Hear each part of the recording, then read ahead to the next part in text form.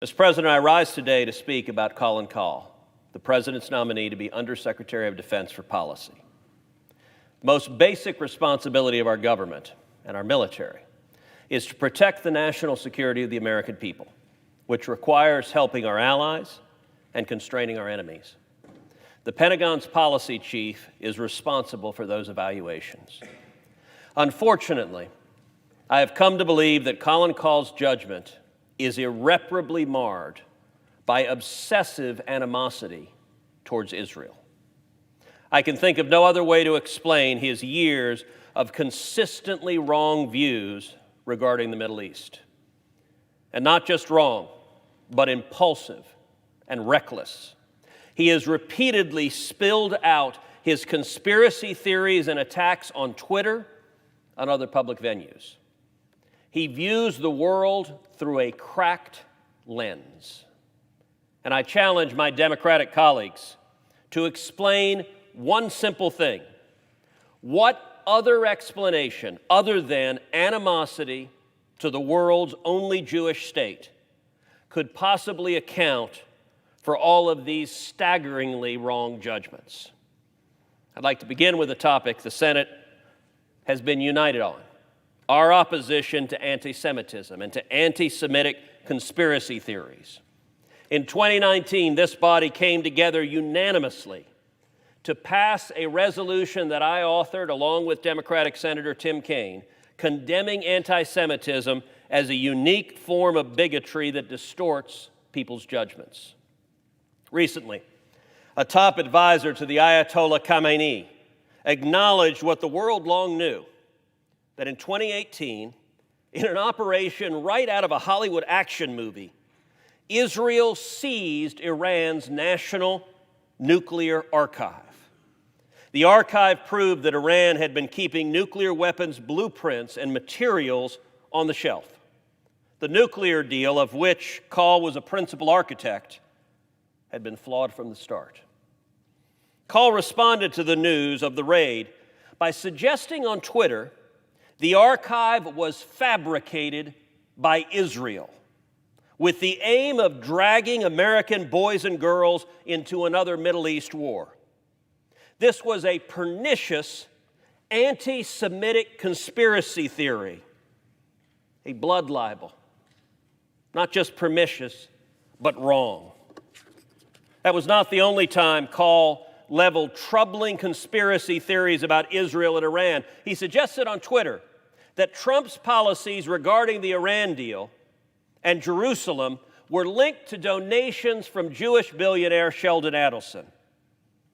This is not the judgment of anyone who should be anywhere near power or policy. Another decision the Trump administration made was to move our embassy in Israel to Jerusalem. There was an active debate within the Trump administration. I leaned in vigorously with the president, and the president agreed with the view I articulated, that we should say to our friends and our enemies that we stand unshakably with the nation of Israel. Kahl spent years fighting against that move, fighting against moving our embassy. According to reports from 2012, Kahl was personally responsible for trying to remove language from the Democratic Party platform embracing Jerusalem as the capital of Israel. This is a long-abiding passion of his. And when President Trump recognized Jerusalem, Kahl predicted it would isolate the United States and Israel and even potentially trigger a third intifada. He was wrong. Just like he was wrong about supporting Israel, he was wrong about opposing Iran. In 2017, Congress passed legislation mandating that the president declare Iran's IRGC a terrorist organization. Kahl said we were playing politics so that we could show we were tough on Iran. And again, he predicted disaster. Again, he was wrong. Kahl has even attacked Democrats on this issue. For instance, he has repeatedly attacked Chairman Menendez for trying to, quote, kill and use poison pills to block appeasement of the Iranian regime. Turning to current topics, The Obama-Biden team shamefully, repeatedly, recklessly used leaks to leak secrets about Israeli operations against Iranian terrorists and forces.